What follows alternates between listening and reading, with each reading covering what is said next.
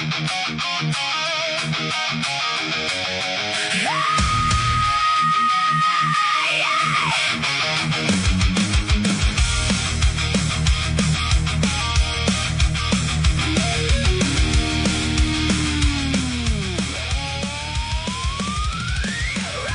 from the ashes, let the music ignite.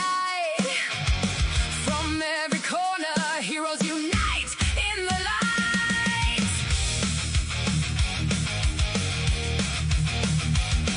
From Patty's Carrot Palace, speaks and wings taking flight.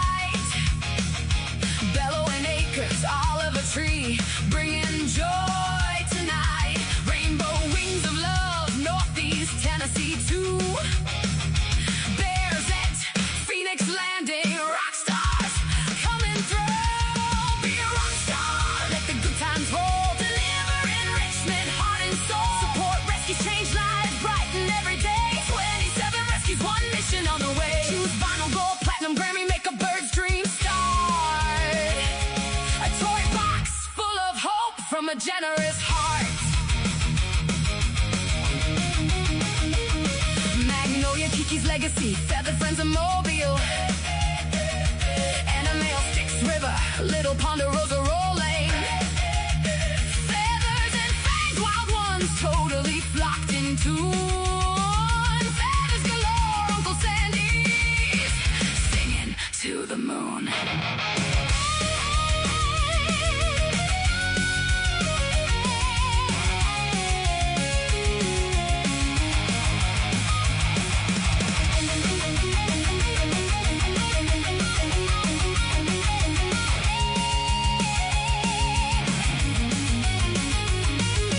Wings of Love Bird Show, Florida Parrot Rescue Bright.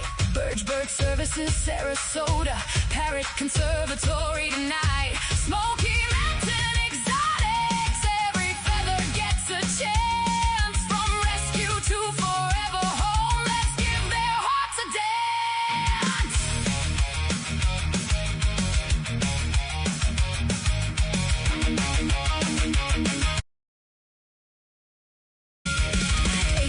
A&EK, Geronimo Avian Sweets. Beativity, Bird Endowment, Bird Fever Beats, Bird Garden. Hi, everybody. Hope everybody's doing well on this Friday night. I'm Robin Sullivan, and we're here with Friday Night Flock Talk. It's been a while. I was smiling because that intro, thank you so much, Nick. All the wonderful sponsors of the Rockstar Tour and the rescues all being mentioned. Just a little FYI, the Rockstar Tour starts on July 27th. You can get your t-shirts until June 30th. So that's only a couple days. It's like 4 days away. And then you can order boxes until July 1st. We might go through that next weekend. I don't know, a little celebration for the 4th of July. But we've got 27 facilities, amazing sponsors. It's going to be a lot of fun. We've got some surprise visits that we're going to do. So that was fun. I liked watching it. I was like totally distracted. So hi, Jodie. Hi, Robin. I was like getting ready to pull out the guitar. That was a great intro.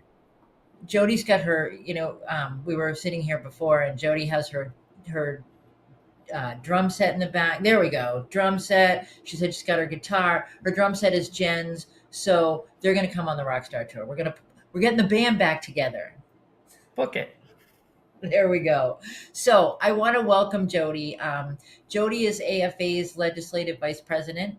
Jodie Olmos. I've known Jodie for quite a while now. And I know that legislation is one of her passions. Definitely after birds, right? I'm gonna go out on a limb and say that. But one of the things before we get started, Jodie, I just want to say, Friday Night Flock Talk has always been a comfortable place for people where you can express your opinions and comments. You can ask questions. There are no stupid questions. And tonight, some of the discussion might be a little bit emotionally charged. because we're all very passionate about our birds. Yeah. And so I just want to make sure that everybody keeps it civil. And I have Nick the bouncer in the back if anybody gets out of hand. So Jodie, tell everybody how did this happen that you're legislative vice president? How did I get into legislation? I ended up accidentally involved in legislation in my other field of work I used to work in. I became, when first became a member the very first time I went to AFA in 2014, I had no idea that there were animal legislation bills out there, none whatsoever. So I worked on things. I showed up always with our regional director here, wrote letters where we could, and one day I became the legislative VP. It's magical how that happens. It does happen magically sometimes. So when we were talking about what we were going to do tonight, there's a lot going on. Can you kind of let Yes. people know what are we seeing across the country? We're seeing a lot across the country, and I'll start out with this year. Early in the year, we were out in Rhode Island fighting a parrot sale ban bill, and we won. Rhode Island is officially over for the year. We fought another bill in Connecticut this year and won that one. And we figured out that we actually have some legislators on our side this year for the first time in a long time. We're seeing pet sale bans. We're seeing mandatory reporting. There was a lot of bills this year geared more towards veterinarians and what do they call that? Computer, I just lost it, where they can see you know the word. Telehealth, telemed, Yeah, telehealth. Thank you. I couldn't come up with health. Sorry about that, guys. We kind of let the veterinarians deal with that because they're the ones that had to do that. We came across some bills that we were supporting and then suddenly weren't supporting. We'll get to that at the end. But right now, hot and heavy on our plate is Massachusetts. Massachusetts has proposed again this year a parrot sale ban. But that bill goes a whole lot deeper than just a sale ban. And I think just before we get to Massachusetts, I noticed that Frank is on here from New York.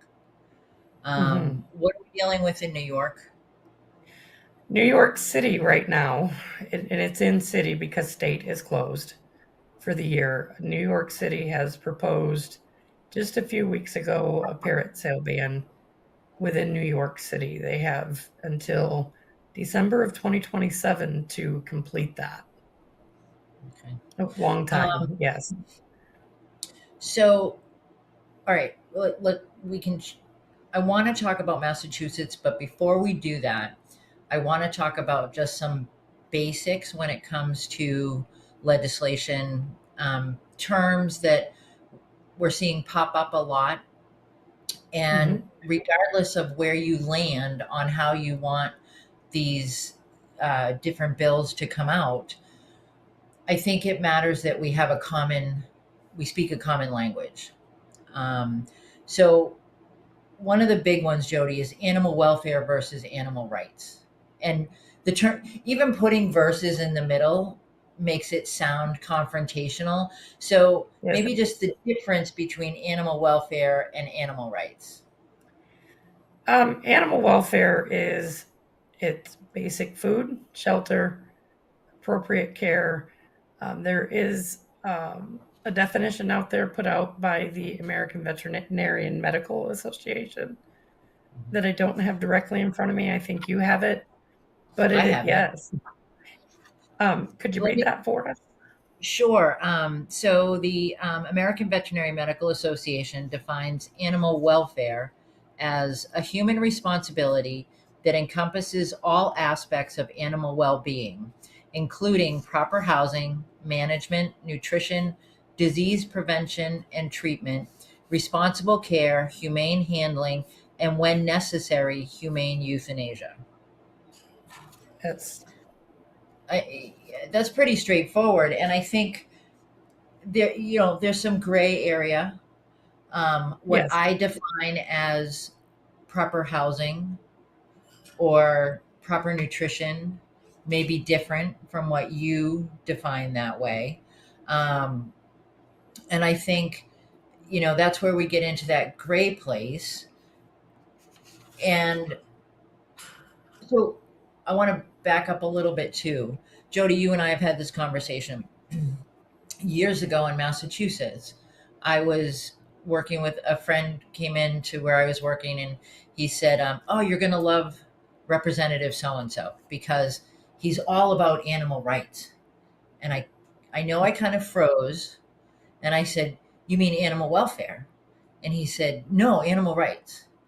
And we got into a discussion, and it became readily apparent that Representative so and so didn't know the difference, didn't understand that he was indeed in favor of animal welfare. And right. I think that happens a lot. It does. Animal rights is basically defined as giving animals human rights, um, humanizing the animal. Um, some organizations will throw in that, the food, your nutrition, your vet care, but it gets very shady. And if you can see Dot behind me, there might be another bird like her that can't use this big of a cage. So what's appropriate and what's not, which is why I always trust our friends at AVMA Yeah. with And that stuff. I think a while ago a list came out, and it wasn't from any large organization, and it was about cage size. And people Hmm. became fixated on, well, this is the appropriate size cage for X bird. Well, if I've got a bird that has special needs, if I've got a bird that, maybe is dealing with some balance issues or has, I can think of a friend of ours who I don't know if she's on tonight or not, is dealing with a bird with a broken leg. Yes. So if you went to her home right now and you didn't know what was going on, you might say, "Oh, that cage is not appropriate. It's much too small." But because the bird is healing, he needs a smaller space. If he had a bigger space, it would actually be less humane. Right. Yeah. Right. And all of So, that is covered. I had a blind bird that I couldn't put in a bigger cage for his own safety. But I had that, and that was when I was in store. I had that all worked out with my veterinarian. That is all part of the USDA requirements. There is to have mhm. that in writing. And I think it's interesting. The definition, the AVMA definition, talks about proper housing, basic needs, nutrition, water, environment, all of those things. And in different situations, they look different. It doesn't mean that an animal can be given substandard care because of the situation. It's a Right. matter of what's appropriate in that moment for that animal. Right. And every animal, whether it be dog, cat, bird, bunny, guinea pig, is going to be different. Hmm. And then you mentioned too, animal rights is about kind of humanizing or anthropomorphizing. And one of the things that comes up with that, and it's part of the definition that we just read, that when necessary, humane euthanasia. If an animal has what we term human rights, where does that leave the like if an animal needs to be euthanized, what happens with that? Right. And it depends on the bill, and that gets in a whole nother initiative out of Oregon that would not allow, if it were to pass, one of the things in Initiative 28 um, would not allow for basic humane euthanasia for a very sick animal. without it being called murder and veterinarians being at risk of being charged and with those crimes and the owners as well. So all of these bills, if you have to watch how they're worded and terminology used, Hmm. because So, there are usually implications that we don't see right away. and I think that's part of it too. So, what kind of bills are we seeing, Jody? We're seeing pet sale bans. Pet sale bans, Oregon, since I just brought it up, if anybody here is in Oregon, they've got an initiative going on their ballot in November that would criminalize hunting, farming. You can't raise animals for food, to include milk, cows, goats, whatever, for milk, cheese, whatever. Um, you wouldn't be able to use pesticide to get rid of mice or whatever's going on in your home. You wouldn't even be able to kill that animal. Um, that's a very complex bill, and I have faith in the people of the state of Oregon. No hunting, no fishing, no nothing. I mean, it's Out just of the state of the Oregon. impacts are huge for that. I mean, it's not just. I mean, granted, pet ownership is huge, but we're not talking about just a small segment of the population. We're talking about The a entire variety of. population. Yeah, yeah. I mean, Yeah, Oregon would have to rely on outside sources for food. For causing everything to go up. And Oregon and Washington State as well rely heavily on our own communities, our own farms, our own everything. And if that gets taken away, everything goes up again. So, I mean, we've been doing, you did one, you did some, Georgia and I are doing some. Buddy and Abbott have done them from American Federation of Aviculture. We've done legislative awareness workshops. And one of the things that I have people say and ask a lot is, well, why should I have to worry about this? It doesn't affect me. What's the answer to that, Jody? It absolutely does affect you. It affects everybody with animals. It affects everybody who may want to get an animal in the future. It affects the manufacturers that make our product for animals, food, toys, enclosures, whatever. If those sales go down, if we can't, it affects those manufacturers. They start closing, it suddenly affects the animal in your home. So they So can't it get what I need. absolutely, if I'm sorry, Robin? I said, so I can't get what I need Right, if that kind of part of industry starts falling off. Um, correct. the other thing is aviculturists. So I refer to anyone who keeps, breeds, and by keep, I mean the parakeet that's in your living room, the one parakeet. Right. Um, I refer to everyone as an aviculturist because if you look up the definition of aviculture, an aviculturist is someone who keeps, breeds, um, conserves. So even conservationists can be referred to as aviculturists because I think Right. that's an important definition that we It is sometimes trip over. important. And conservation also suffers with these bills. So many breeders, so many stores, so many organizations support so much conservation. Um, the scarlet in Mexico, the blue throat in Bolivia. I mean, I could go on and name those. Um, and the legal trade of birds helps keep those birds in the wild where they belong, Right. the ones that are in the wild. We're no So longer taking those birds from the wild. right, and I mean, I'm gonna. Nick brought up a really good point. Without the stores, what are you going to do? Depend on Amazon for yet another thing. It's true. I mean, it's there's such a ripple effect with so many of these bills. But the question that comes up then, Jody, is all of these things are affected. Manufacturing, the pet stores. If I've got a small independent pet store and I have 2 employees, now I'm selling less product because there are less animals in the pet industry. I'm going to have to let one of those people go. So now we're talking about unemployment. Um, Mhm. we're talking about people who work for the manufacturers being subject to unemployment. Um, we're talking about environmental concerns. Um, there's just so much to it. How many? And And not to mention your sales tax that the store pays and the federal taxes that the store pays on the business. I mean, there's a lot of things affected. right.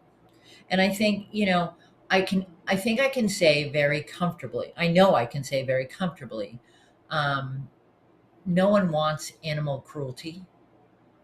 No No. one wants, we see the big horror stories, right? They Mhm.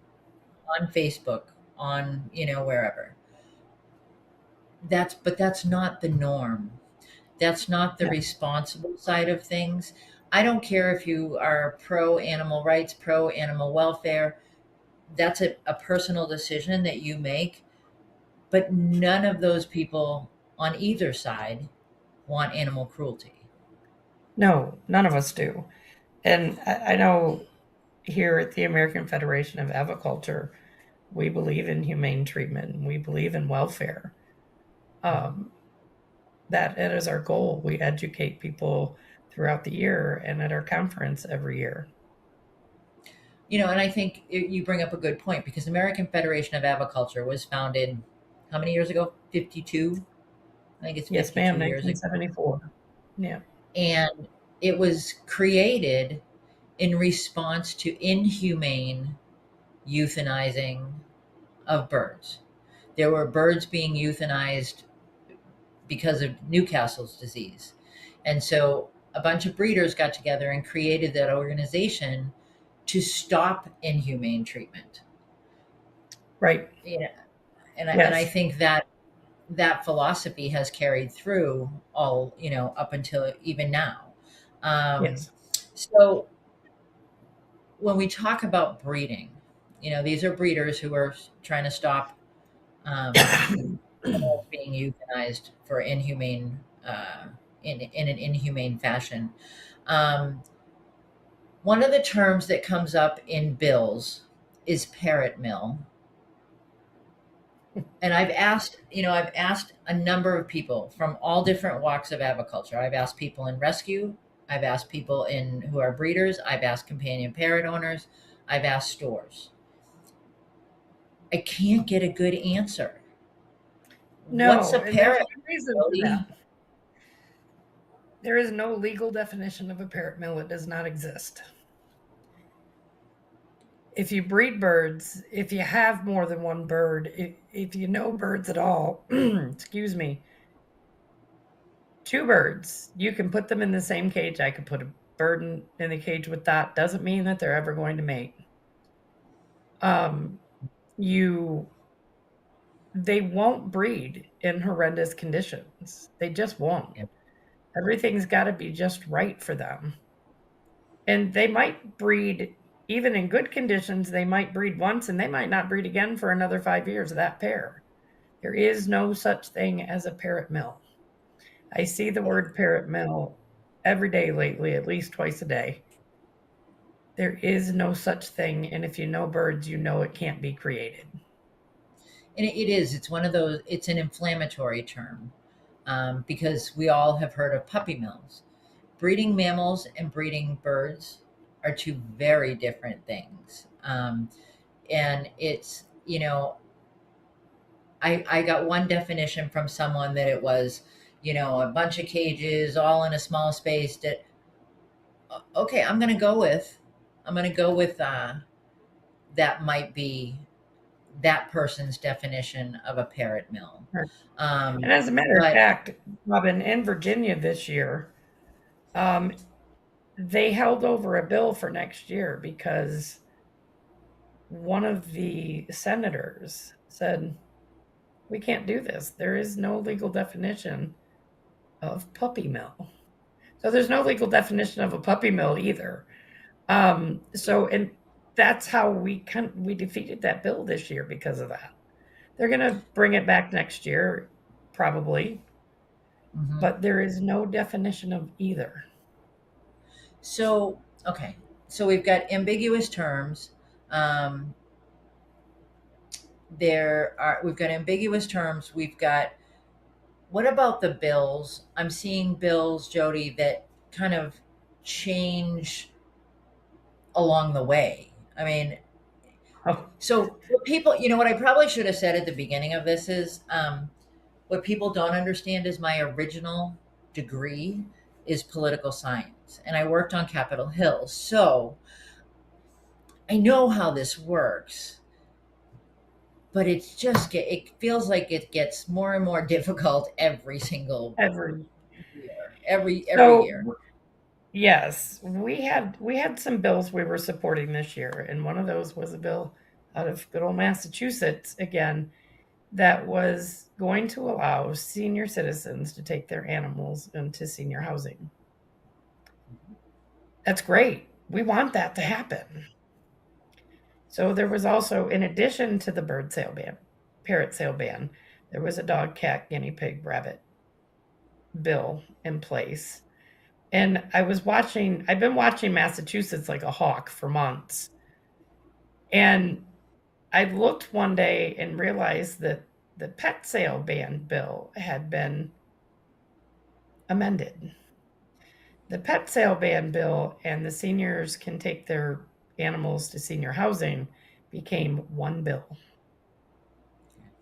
And the pet sale ban was on like page 13. And so So honestly, you're going to look like an, uh, I can't think of they the do word that that's a appropriate. lot. States will do that a lot. It happens here a lot. They throw something in there that really pulls on your heart. And because how do you say no to seniors having their pets in housing and then throw something in hopes that you don't see it on page 13? Right. Um, so it makes it really difficult. And we had originally, for the original bill, had a support, a U join support out there. And we removed it because though we really do want seniors to take their pets into senior housing, it's not fair they have to give them up. Um, we don't want that to include a pet sale ban. Right. They also have another bill in Massachusetts we've been supporting and watching, and it passed, by the way, was that people can't be turned down for housing because they have pets, and they can't be charged an outrageous deposit for that pet. They can't be evicted because they have pets. So we've won some this year. And Um, I think what that tells me, the part about, on page 13, they threw that in there, that again, regardless of where you fall, on which side of the bill you oppose or support, read it all the way through before you decide where you stand, please, because you don't want to, I mean, you get caught with your pants down when that happens. You're going, oh, I love this, this is great, this is awesome, I'm going to support this 100%, and then it gets passed and you go, wait, no, that's not what I voted for, or that's not what I supported. um, and yeah, they you like to know throw things in there. I know sometimes I'll look at the title of a bill and go, huh, maybe, because the title is deceiving. yeah, You have to the read the entire bill before you make a decision. I read many of them this year. I know. So I'm just looking at some of the comments. I see Chris wrote that, what I have been told is a mill in general is when a breeder puts money over the welfare of a pet. Um, okay, super subjective. You know, I don't even know how you could possibly quantify that. That is And that is a definition put out by another organization. It is mhm, not a legal definition. I've been working on that for about 2 years now. Um, that happens to be the definition that's being taken to all of our legislators. And that's where we come in and try to help them and educate them about There's just no such thing. Right. And I think too, it's really, if you want to fight on either side, if you want to support a bill, Mhm. if you want to oppose a bill, make sure that you know your facts going in. Make sure that you understand, that you have read the bill thoroughly, that you understand what it's asking and what it's either stopping or what it's mandating or regulating, um, and look at, why is it coming up now? And that's a big one. Yeah. Yeah. Why is it coming up now, and why is it in certain committees? Hmm. That's Um, been, and when they do things like that, it makes it harder for us to navigate um, through their system. And every state is a little different. mhm. Um, but we've been pretty diligent this year in catching all of that stuff. I mean, we've caught things in Michigan that they wanted social workers to report animal abuse. If there was a report of child abuse, they're not trained that way. So they're all different types of bills, and absolutely none of them do anything for animal welfare. Well, and that example that you just gave, Jody, about the bill in Michigan, that is another example of, if you oppose something like that, you look like the lowest human being, because Oh, you don't want somebody to report animal cruelty, or you don't want someone to report child abuse. And it's right, it's a matter of, you absolutely do want that. It's just, how's it going to happen? What does it actually look like when it's put into right. law? Jen has the perfect, read the fine print. I figured she was watching. Look at that. And Read the she does fine pay print. attention. Really, I know, tells I us she taught her listens. well. Thank you, Jen.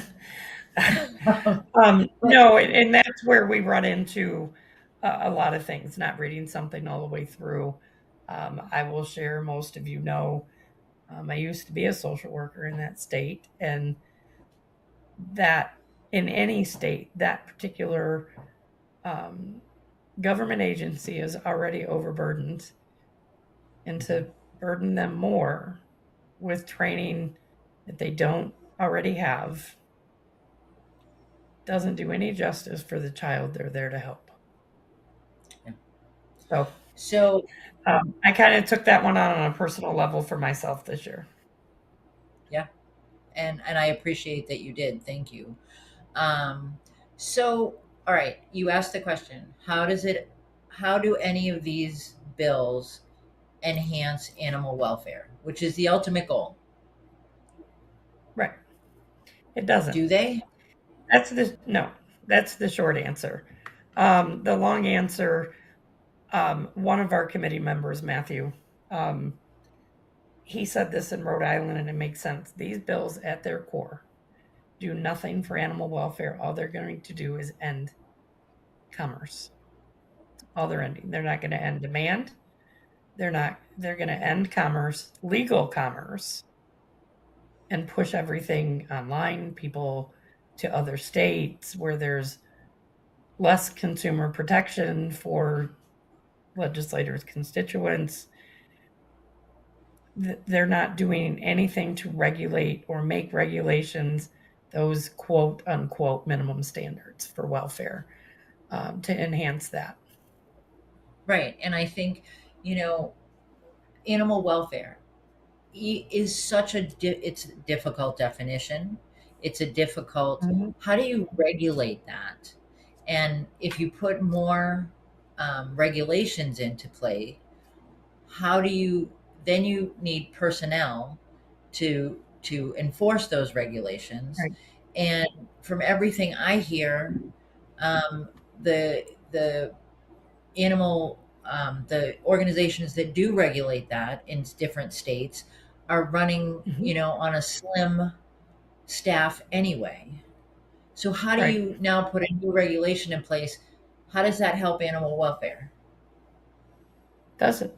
It doesn't help it. It, It's going to cost the state more money. It's going to cost business owners more money, customers more money in the long run.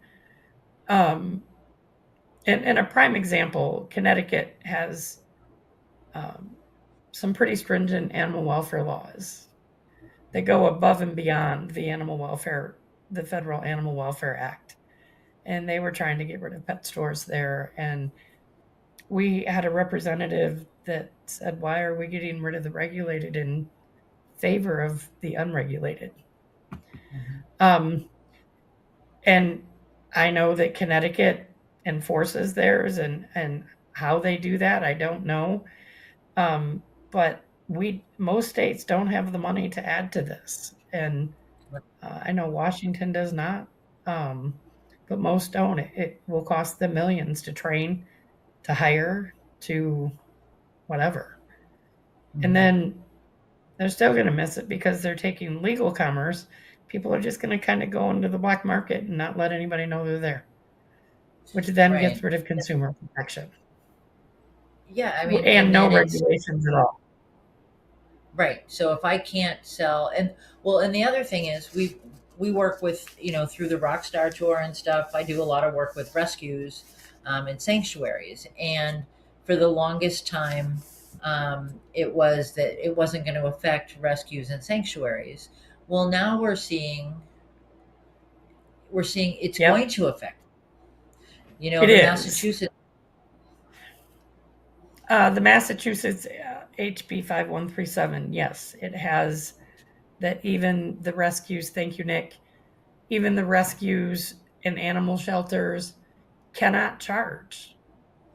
It's worded no compensation they Yeah. can place the bird, but they can't get compensation for.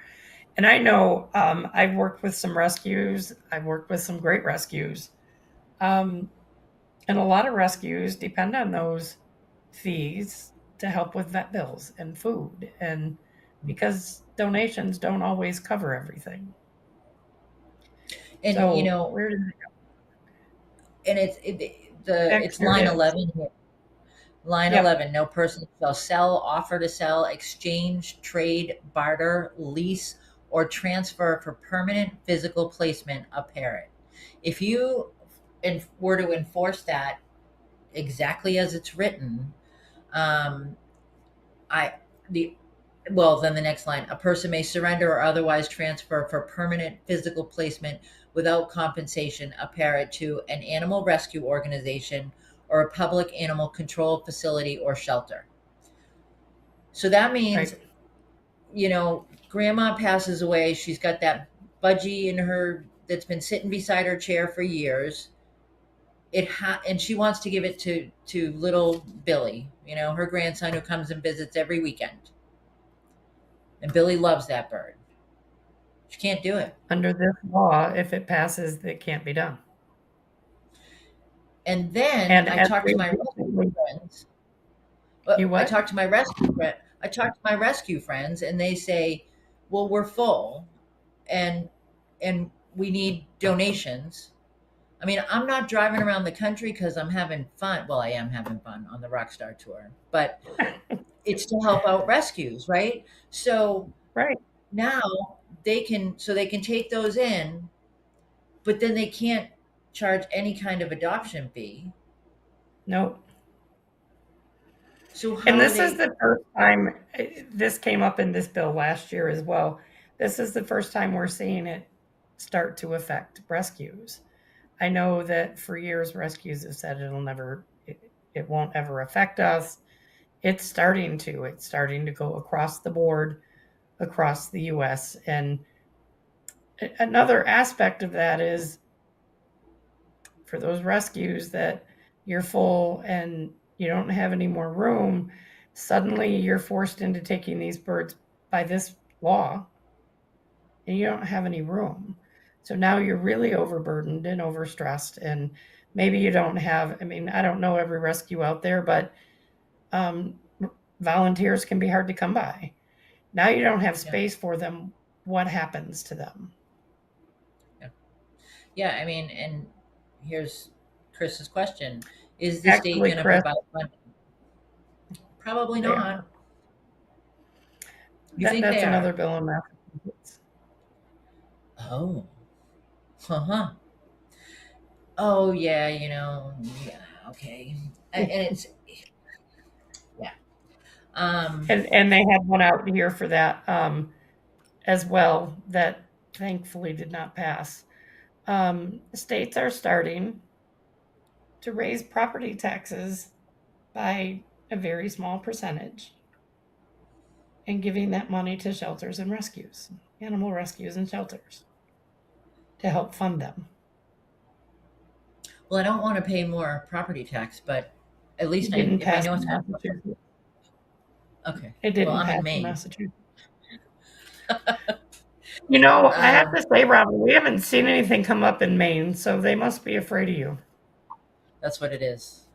Don't say that. Now that you've said that, No, oh, um, no. So there's multifaceted. They're starting to go after. I'm going to get really frank here. At the end of the day, these bills are designed to end pet ownership. When the stores are closed, the breeding is shut down, the rescues and shelters don't have any more animals. Where is your grandchild going to get their pet? Do you really want to deprive anybody that can take care of a pet properly of having a pet? They are designed to end all pet ownership. Maybe not today, maybe not next week, maybe not next year. Maybe it's 20 years from now, but that's what's going to happen. I mean, I That's can not to tell scare you, anybody. It's quite frank. no, and it's absolutely true, and it's not, and and it's spelled out when you look at when you really read the bills, and that's why I've said it over and over again tonight. You have to read the bills to know what the purpose is, and when you read through it, ask that question. Is it better care? Okay, if it's better care, I'm going to support it, right? Is it better welfare? Right. If it's better welfare, I'm going to look a little deeper and I'm going to try to figure out how is that going to be managed. If it's to stop pet ownership, I'm not going to support it. Because no, I look at my granddaughter who is 2, and I look at, when she calls me on FaceTime, she doesn't want to talk to me or my husband. She wants to see the cat. And when we were, I was, where was I? I've been so many different places. um, Showing her birds, showing her birds on FaceTime. That's what she doesn't care about, Nana and Papa. She cares about seeing the animals. She knows that Nana gets to go and see animals, so she wants to see. That's what she wants to see. um, and I want her to have that joy from pets. I and making those connections, and that, you know Dr. Anderson, Patricia Anderson, who has passed, Yes.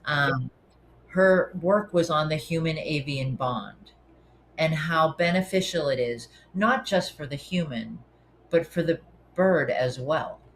That there is Yes. that bond created. And, we talk about, there's a lot of discussion of ethical use of animals. And these words are filled with emotional charges, right? Yeah. Use and you say you're using someone, that immediately makes you go, oh, that's not a good thing. So when you use an animal, that sounds like a bad thing. It does. By use, if you really look into what use means in most Right. legislation, it means having an animal. It does. It does. And that is another thing because people will read you can't use animals for dot dot dot. That emotionally charged word of use automatically becomes a negative sentiment. Mhm. And they don't think about, you know, not that I use dot, but that brings me great joy. they don't like that. That's considered using. Somebody doing a parrot education show, they use that term to be a bad thing, and it's education. So yeah, that's a really good point, Robin. So how do we get around all this, Jody? How do we protect having animals in our lives? And is it Um, how do we make it something we want to protect? Let's put it that way. well, you have to understand it first. You have to understand the angle it's coming from. You read the bill, send a letter to your representative, your state representative, or if it's at federal level, federal, or city or county or whatever. City and county is harder for us to find, but we do find them. Um, Try to have a conversation with them. Sometimes they will. So this page of this bill, if Nick can scroll down so we can see it, those are the names of all the House of Representatives and senators that co-signed or in Massachusetts terms petitioned for this bill. We do need to um, send letters to them. I don't know that they'll listen to us, but there's usually somebody on our side somewhere in there. I spent all day Friday researching the committee that this bill is in. Um, and sometimes it's difficult. We go in with our head held high and we fight and we educate and we don't call out other organizations. We don't. We just speak the facts. It's um, and one of the biggest fact is this does not do anything for animal welfare.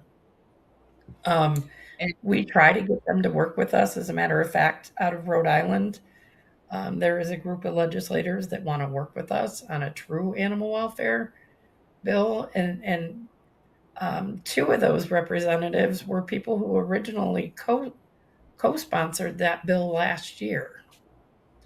So we can change minds. You have to be civil. You can't go name calling. You can't, and just speak the facts. We have a list of talking points somewhere that I can, if you guys want to email me. I think Nick might have my legislative VP email to put up. Thank you, Nick. He's amazing. Email me. I'll send you that talking points list. I'll help you form your letter, but it starts with sending letters. Harder to get appointments with legislators these days, but you can talk to their aide. And again, you have to be civil, you have to be polite and professional, um, and hope that they go to you. I know that we had an opportunity to possibly meet with the aide from New York State, and I don't remember, not the aide, the legislator, um, and they ran out of time on that bill in the state, anyways. But we have to write letters, we have to make phone calls. Make a phone call and leave a message. Mhm. They might not call you back. Keep calling. And talk to people that share your love of animals. Um, and Nick, you didn't put this. If you could put up what you wrote, when it comes to animal welfare, it's important who's making those decisions because not everybody gets the same thing at the salad bar, but it's still a Absolutely. healthy. Meaning definitions and requirements are important, and it's not as simple as right and wrong. I- Nick, you could have just Right. we could have just put that up and we could have been done tonight. I Um, know. And Adrian did say something. We need to take that back. You are absolutely right, Adrian. And we need to take back the conversation. We are the experts. Um, and even if you're not a member of AFA, if you want to help, let us know. Robin and Georgia have been, thank God, traveling all over the country, doing these tours for. if you're in um, North Carolina, we're going to be there. If you're in Texas, we're yeah, going to be in Houston. Jodie's going to do it. We're going to do a big workshop. Jodie's doing in St. Louis. Mm-hmm. We're doing one in Florida at Bonka Bird. Bonka Bird Toys is hosting us right before the Rockstar Tour kicks off. And I think, you know, those conversations, we are the experts, and the we can mean so many different things. The we doesn't mean just the breeders. The we doesn't mean Right. just the members of AFA. The we means that 7-year old who's reading books about parrots who wants to have one when she can save up her, her, okay, what's the word? The money you get every week when Allowance. you're a kid. That's it. Allowance. Um, she's saving her allowance and she's learning about birds so she can do that. There's not going to be anywhere for her to get that bird because No. she is she going to go, can she offer that bird? The wording in this bill too is a permanent home. So I'm And 12 there's years no old. such thing. Yeah. I'm 12 years No old. such I've thing done as all my permanent stuff. home. I know everything I need. I've got the right cage, the right toys, the right food. I can spend enough time. Well, no, you can't have it because you can't give it a forever home. Our friends at Rescue and Sanctuary, they're going to be overwhelmed. And then what's going to happen? You when you scroll Facebook, you see rescues and sanctuaries they're struggling as it is. So now let's throw some more birds at them because you can't sell them anywhere. Which begs the question: if a piece of legislation like this passes, what happens to the birds currently in those settings? Right. What happens there? Oh, and Abbott brought up a point that these negative bills can affect military vets. That there are combat issues and businesses that help bring vets into the industry. Yep. It doesn't have to be And if, for and emotional if I could support. interrupt Go you, ahead. No, anybody else out there that is a veteran listening, you want some help on how to write a letter or testify from a veteran's perspective, man, get in touch with Abbott. Abbott does an yeah. amazing job with that. Abbott's been my right hand for about a year and a half now. Um, and I can always count on him to give me that military. I mean, we're a retired military family, but I'm not the veteran, so I'm not going to write that letter. So, any veterans that want any insight, please reach out to Abbott. And I know for those of you that may have seen it or missed it, I had Nelson Maldonado, who is he state coordinator in Pennsylvania? He's part of the That's Cockatiel an Abbott Society. question. Yeah, And that's an Abbott question. we had Nelson on, and Nelson talked about how aviculture has pretty much saved his life. And Mhm. so, we're talking about the that there's sorry, I'm trying to read and speak at the same time and it's not working for me. I can multitask, but that's asking a lot. That you know it's not just the humans that are benefiting, it's the birds. I can tell you, Nelson's facility, you could eat off the floor. And he's a breeder, and he breeds beautiful birds, absolutely beautiful birds. Mhm. But I can also tell you that his granddaughter goes through and talks to those birds, and they're just as socialized as can be. But to some, that's not how it's supposed to be, and that's okay. Everyone's entitled to that opinion. um, so yeah, I mean, so we've got Yeah. I invited AFA to participate in a summer camp program for deaf, deafblind, and deaf kids that I go to every summer, and the kids really got to enjoy being able to interact with and understand things from the live animals I brought, and the birds that came that you cannot understand just from absolutely 100%. Yeah. I can't agree with you more. 100%. You know, I used to work with SaveNature.org. and I would do a fundraiser for them. And we used to talk about, they used to have the adopt a reef, adopt a rainforest, adopt an acre. And the kids used to want to go. The kids wanted to go to the rainforest. And it wasn't enough for them. They wanted to see them. And, when we go to the zoo, are we going to be able to go to zoos anymore? And it's just a matter of having these conversations. It's what teaches empathy and compassion, and kids, it's part of what teaches empathy and compassion. If you want them to save the earth, help them become one with it. You want them to save animals, help them become one with those animals. I thank God every day I was introduced to animals at a very young age, and I've always had them. Yeah. I would be lost without my animals. Don't tell Jen I would be lost without the cat too, but that's it's part of what shapes kids. And I know not all kids have animals, not all kids want them, but it is part of that contact is what shapes them and their compassion and their empathy. And I seen it a lot before I retired from my store. Kids would just come in and sit on the floor. I loved it. They'd sit on the floor and play with my babies and socialize them and walk around and talk to the other birds and play with them. It's an amazing thing to watch. Mm-hmm. And there's a chance they could take that all away. Yeah. And it's mail, and there's our handbook. So tell us about this, Jodie. What do we got here? Tell us about this, Jodie. What do we got here?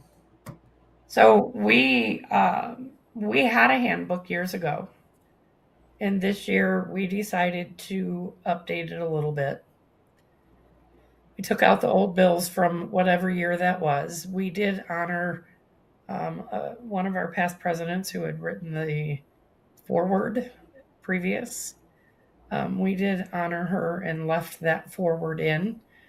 And this is a how-to of how to find a bill, how to find your legislator, your state, federal, city, county, how to write a letter, how to testify, who to get in touch with, informational pages. I believe, Nick, I know it's been revised again.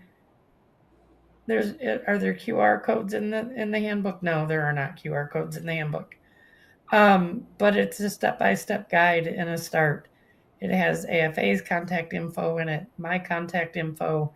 You can reach out to any of us. If you'd like one, we're going to mail one. We did, I don't know if this is appropriate for me to say. We do have a sponsor for the next printing. I would hold off on that. It's a surprise. Okay. It is a surprise. More will be revealed at the conference. Legislative workshop is free if you want to come in from the public and you aren't doing the rest of the, please come and see the workshop. We always do some fun edutainment along with it. The committee legislatively, we've been working really hard. We've picked up a lot of support along the way through events that we've been doing. If you are in an area that we have not been yet, please reach out to us. We will find a way to get there. Douglas is up in Canada. He's pretty lucky. Yeah, he is pretty lucky. I'm kind of jealous. So, I mean, there are ways to reach out if you need help. If you see something, even if you think we've already seen it, don't assume, because we do miss stuff sometimes. So just reach out, let us know. And like I said, subject. Sorry, I need help with legislation. Just a simple subject line in the email. I need help with legislation. And if you are somewhere, so the other day I was calling around to pet stores, and we're working with PAN, the Pet Advocacy Network, and I was talking to them, and we reached out to pet stores, and pet stores don't always know, and so don't assume that that they're all up on stuff, because they may not be. They're trying to run a store. They're trying to take care of those animals, and give them good animal welfare. And while they're doing that, they don't have time to be looking up the bills. That's what Right. we've been doing, and what particularly Jody and Abbott have been doing. I can't thank Jody and Abbott enough for keeping us on our toes and picking up stuff that, so it's not always the very last minute we're like, oh my gosh, how are we going to handle this? But I We've wanted to really give you picked guys, up momentum. you what? We've really picked up some momentum this year with a lot of help from the community and some legislators here and there that are on our side. And um, we've been doing a lot of work behind the scenes, hours and hours. Um, and to any of my team, the committee out there, thank you. And anybody who's helping us, Chris G, I know you've helped us a lot. Um, And I because need to we, interrupt, and I yeah, need to thank Nick, because I know it's hard to believe that Nick does one more thing, but he helps with this too. So, yes, I mean, yes. you guys are going, oh, come on, Nick can't possibly do one more thing, but he does. The Exotic Animal Foundation is there supporting us as well. So, Jody, I just wanted to give people some dates. Um, we're going to be in Hickory, North Carolina, doing a legislative workshop Mhm. Friday, July 31st. It is going to be, and I don't have the address, but check out the AFA, American Federation of Aviculture page. There's a flyer. And if you're hungry, we're doing dinner. But please, let us know you're going to be there. So that's in Hickory, North Carolina. We're doing one on July 26th in at Bonka Bird Toys. I want to thank Chris for helping make that happen. The Bird Lovers Club is helping with that in Florida, and then now I have to find the date. We are going to be at ABC Birds. Yep, Don says there's a Mass bill hearing at the State House on July 1st at 10 a.m. Jody, you want I to was tell going to, people while I the date? I'm sorry, what was that, Robin? I said, you want to tell people about that while I look for this date? Yep. Massachusetts bill hearing 5137 is Wednesday, July 1st at 10 a.m. If you want to send a letter, we can get that information to you, email. If you want to testify, they do allow you to testify via Zoom. You do not have to be a Massachusetts resident. But if you want to testify via Zoom, you have to register you have to be registered by June 30th at 10 a.m. Eastern. And the And that's same if if you you want want to to, show up to testify. yeah, in person or on Zoom, you need to register. Yep, in person or on Zoom. So um, that is some more momentum we've been picking up this year. There's been more showing up that oppose the bills um, than are for them, and that's been helpful this year. And if anybody is thinking about testifying and you're freaking out about it, reach out to one of us. I mean, Yes, we'll please. go over it with you. We'll listen to you. We'll go over your testimony. And honestly, 2 minutes goes by pretty quickly. It That's how does. long you get. And so if don't try to shove all the thoughts you've ever had about any of these subjects into your testimony, because it's not going to happen. um, do the highlights, write it out, send it in, and also don't try to sound like an auctioneer. If you decide to testify, don't sound like the out on the farm auctioneer talking really fast, because I want to get it all out and I want to make sure that you hear it all and I want to hear what no, that's when you You do lose that them. well. I, you know I know that our this is president will be in Massachusetts. Some other people. our regional director from Florida is going to be there to testify. A member of her board of directors from Bird Gardens of Naples is going to be there to testify. We have other members that are going to be there. Denise Cabral from Yeah, Massachusetts.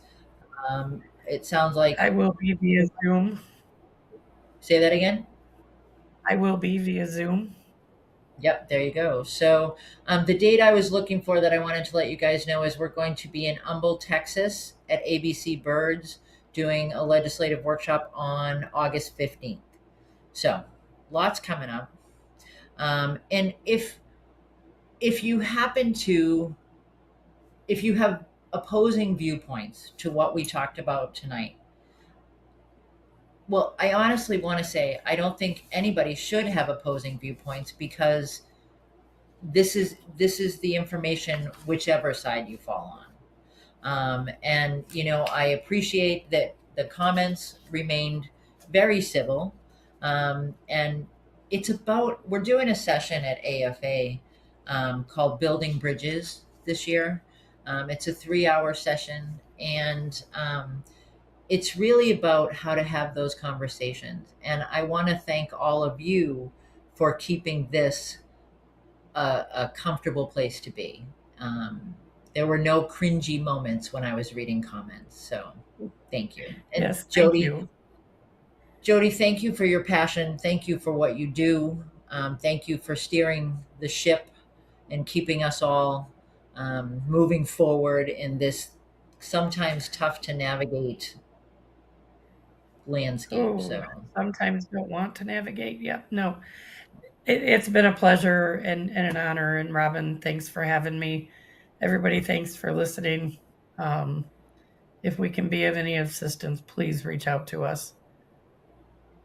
all right, you guys take care. Lots to do. And you should go right now and read some of those bills and just see, just for giggles, see where you fall when you read through the whole thing on some of them. So, all right, Yeah. take care, guys. We're getting ready for the Rockstar Tour. Lots going on. Thanks, Jodie. Bye-bye. Thanks. Bye.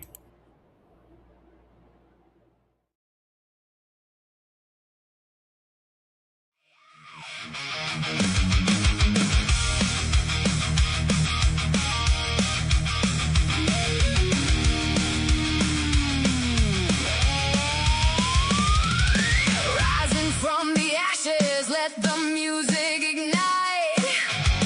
From every corner, heroes unite in the light.